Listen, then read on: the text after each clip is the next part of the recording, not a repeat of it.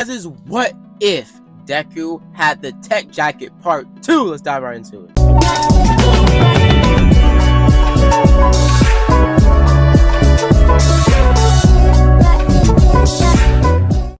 So I last left off on a lot of information about Deku's backstory, how he became and how he got the tech jacket, and also this What If is going to be really complex, as I'm going to have a lot of plot points and character development and key factors and emotional scenes, because I am going to be having some acting scenes between in scripts, because I don't have two people with me, so I'm just going to go back and forth, back and forth, like a skit. So yeah, so this What If is going to be, stay tuned, because it's going to get a little crazy, because I'm going to be putting in a lot more plot points from different shows, different animes, and different storylines, because the tech jacket, it's just, if the tech jacket, like the aliens that made it and most of the universe of the tech jacket existed, so everything like the Invincible universe doesn't really exist, Viltrumites, none of that really exists in this universe, only the tech jacket. And it also will have a big impact when eventually I do reach the One for All to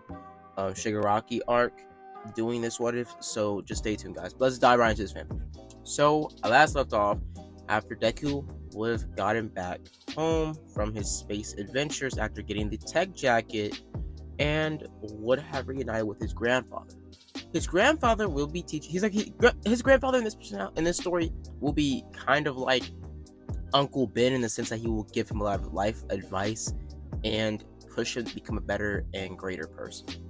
So doing this, we see that Deku would have been talking to his grandfather after being reunited with him in a crying, emotional scene. Eventually, he would have noticed that a flyer would have ran past his face, a flyer for the entry exams for UA.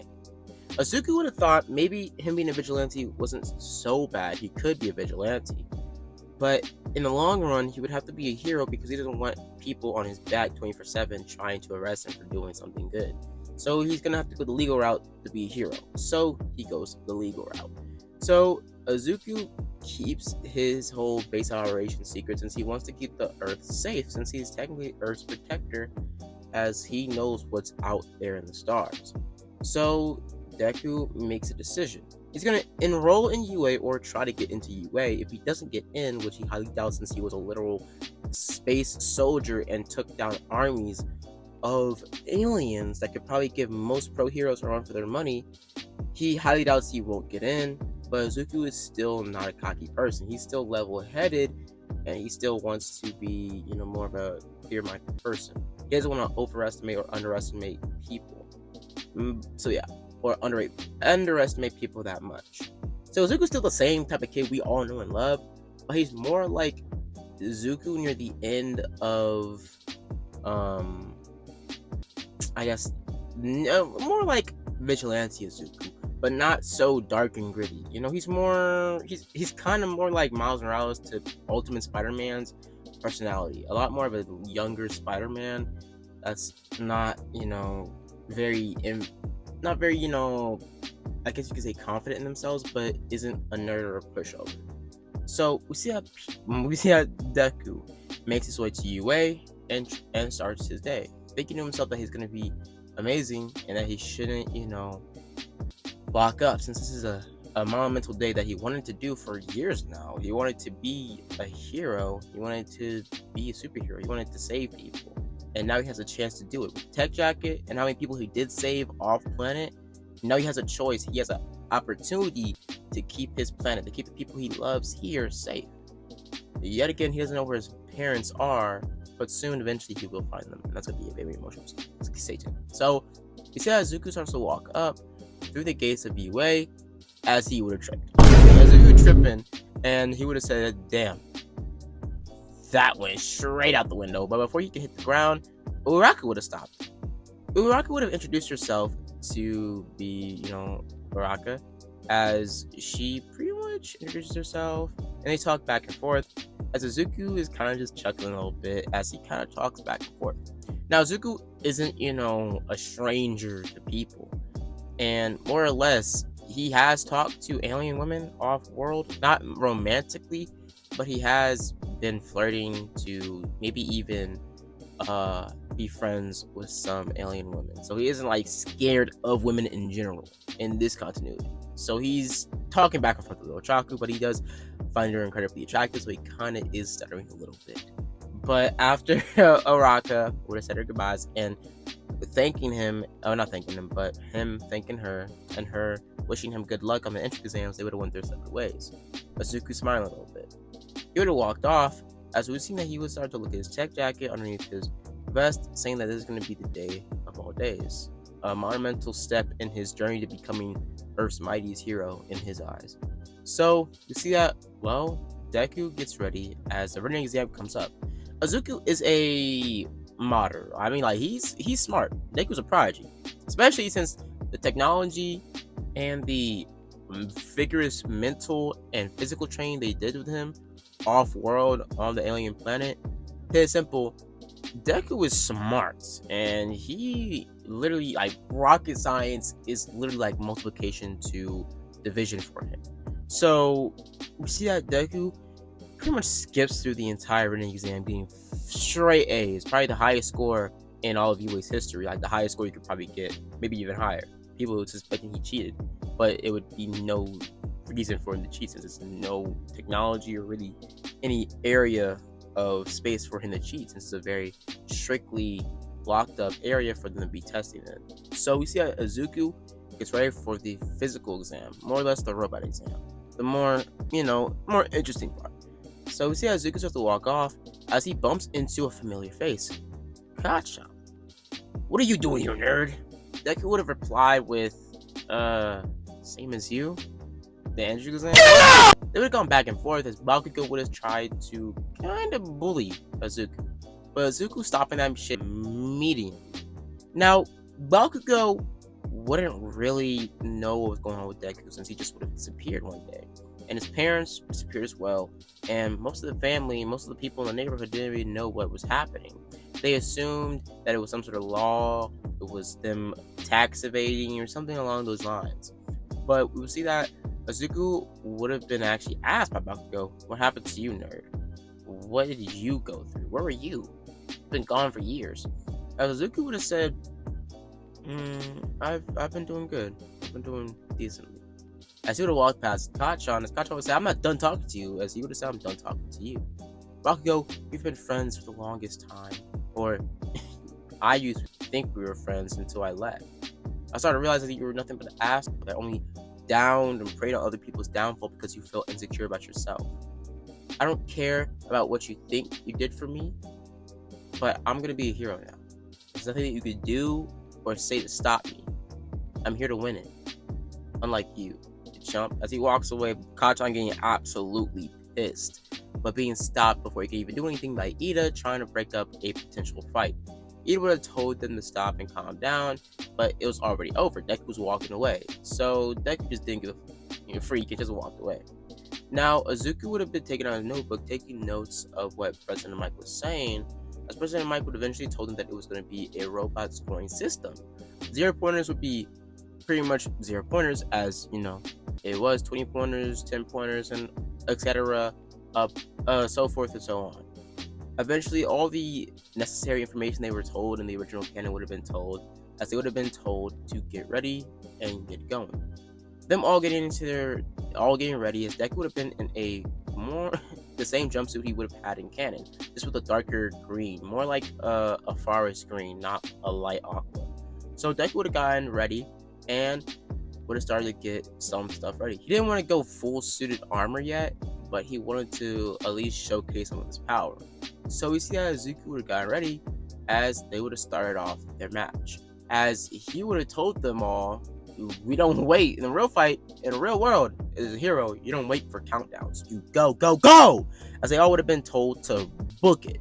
Deku booking it as fast as possible, literally shooting a huge blast of energy out of his vest, using it as a jetpack, conjuring up a jetpack and flying over the gate immediately before it could even be open. Everybody being shocked by this because, flying quirks are rare, as it's in the continuity. Like Hawks explained it, most everybody explained it. Flying quirks are rare. So we see that Azuku flies off and eventually starts to fly around, turning both of his hands into cannons, and he started to just snipe a bunch of robots from the sky. Eventually, him just sniping, and blowing up a lot of points. But he would have been thrown out of the air, or pretty much sniped out of the air, by a robot throwing some pillars towards him, like concrete pieces. Deku would have dodged and weaved most of the attacks, but getting hit the last one into a nearby wall. Azuka would have had some armor built up around his body, not a full set of armor, but just the parts where it was going to get hit contact with the concrete to his skin. Azuka would have gotten back up, grabbing a piece of not carbon fiber, but pretty much a steel rod out of the concrete and chucking it as fast as he can with his robotic arm, basically putting armor over it to give him a super strength boost, chucking it straight towards a nearby robot. Now, yet again, I think I didn't mention this last episode or part 1.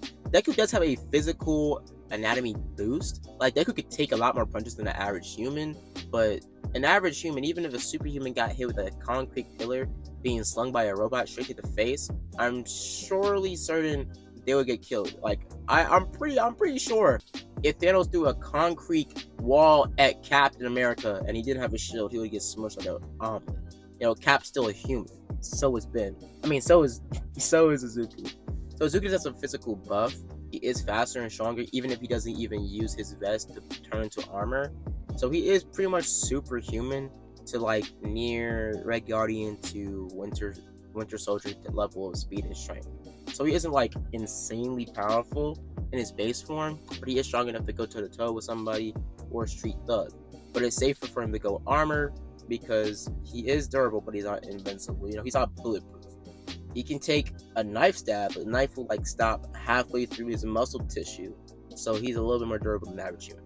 So we see that Deku starts to dodge and weave more and more attacks by this robot as he chucks a huge blast of energy out of his hands, using his hands and basically conjuring up pretty much arc reactor blast, or pretty much blast like Iron Man arc reactor blast, and just blasting the robot down to the ground. As he would start to fly around, as he would have had pretty much rocket boots on his feet now and on his hands, kind of like Iron Man had in Iron Man 3 when he was, summoning his suit of armor, right?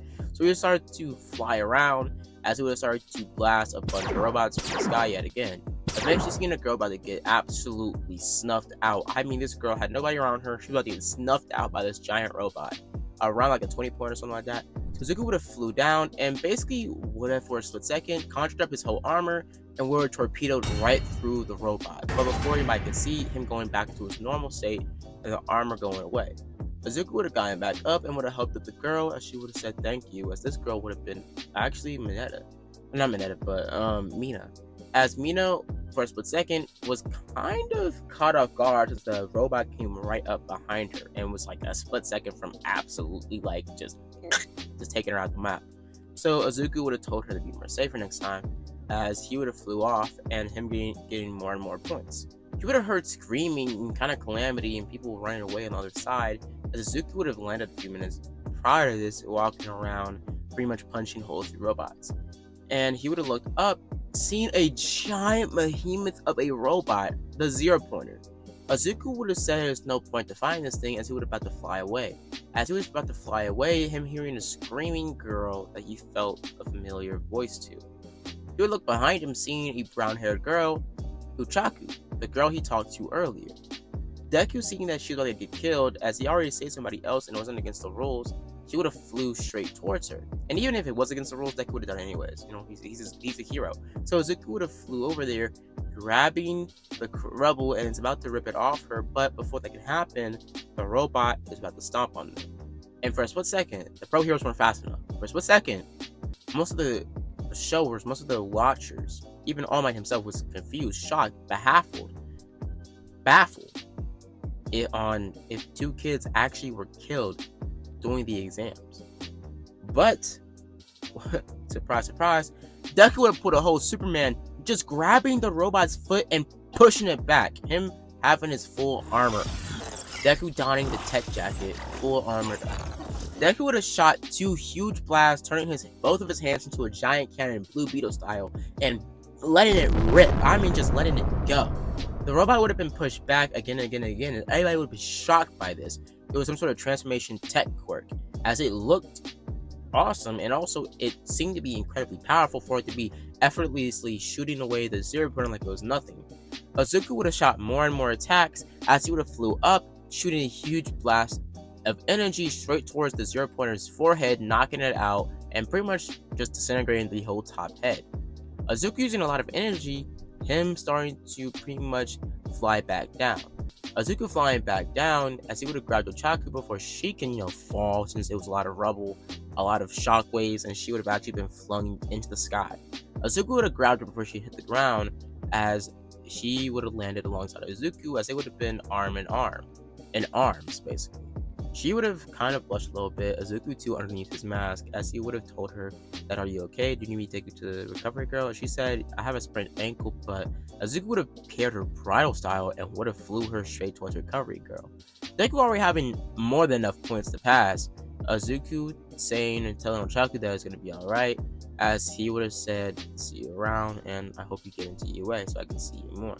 As she would have smiled a little bit, kind of finding him a little bit, attractive. So we see Azuku has a little bit of game, a little bit of nonchalant hero riz. You know what I'm saying? That sounded so bad, but basically, we see that Azuku walks off as the beeper of the alarm goes off, and everybody is told to go back home. Azuku's walking back home. Azuku would have been hearing screaming in the alleyway. Azuku ran over, hearing commotion, as he would have pretty much swung into action, pretty much, using his armor. Now, somehow, some way in this continuity, Deku would have a lot of control over his armor. Not too much, because I will give him a bunch of extra powers later down the line, especially doing the training arc that's coming up in the future arcs in the My Hero verse. But for now, Azuku does have a mode that he has activated through the help of the aliens and also his pretty much higher up doing his training at the alien planet or off world. Azuku would have been able to camouflage his armor. So he used his armor and camouflaged it into a all black armor with some hints of silver and metallic gold in it. So it looked more like a gold and kind of like, I don't know what armor is called, Iron Man's armor, but the black and gold armor Iron Man has, but just in the tech jacket, shape. So we see that Deku would have been dyeing this red and black, not red and black, this black and gold version of his tech jacket, as it would have been very dark in the alleyway, and he wanted to protect his secret or his identity. So he would have shot a huge blast of energy towards the mugger and the goons that were trying to get this girl. God knows what they were going to do to her, as he would have taken them all down with minimal effort. But one of them would have gotten back up. Azuka telling him to stand back down with a voice changer on his helmet, making his voice sound more like Iron Man's voice, which it already does even when he doesn't have a voice changer on. It doesn't really change. Okay, when he does have his tech jacket on, he sounds like Iron Man, but with like if Azuka was talking through an Iron Man voice changer. So we see how Deku tells him to stand down, but him saying no, and that he was looking for a tech jacket, but he didn't think it would be one on Earth. As he would have been kind of confused, Azuka saying, you know what this is? As he would have gotten back up saying, "I know exactly what it is. I know exactly who you are, Azuka Midoriya, the tech jacket. I already know everything about you. How you took down hundreds of armies, how you were a great soldier and a great fighter, and a good man." That's what they all said. But what I want to know is, why would you waste your time on saving a pathetic human girl? As this girl would have been kind of pissed off, saying, "I'm not pathetic. I was just giving you guys a little effort." Okay, as she would have been told by Deku to stop it, as she's just, yapping. But basically, Azuki would have looked back at the guy, as the guy would have been directly in front of Azuku. Grabbing Azuku straight to the chest and throwing him against a whole building, Viltrumite style, knocking him straight out of his boots. Azuku would have gotten back up, being absolutely just kerfuffled, as Azuku would have been dodging and weaving attacks and be confused on what the hell who this guy is. As this is one of the guys that wasn't even near the girl, was just standing around and watching. As Azuku would have been shooting more and more attacks, but the guy would have been dodging them and weaving them like it was nothing. Like moving faster than light, like a Superman, like a certain Pacific species we all know in the Invincible universe. You know what I'm saying? So we see that this guy would have grabbed Azuku's arm and was about to rip it clean off, but Azuku's mentality, his soldier side, the side he had to pretty much make, his persona he had to curate to survive in the war areas that he did fight in.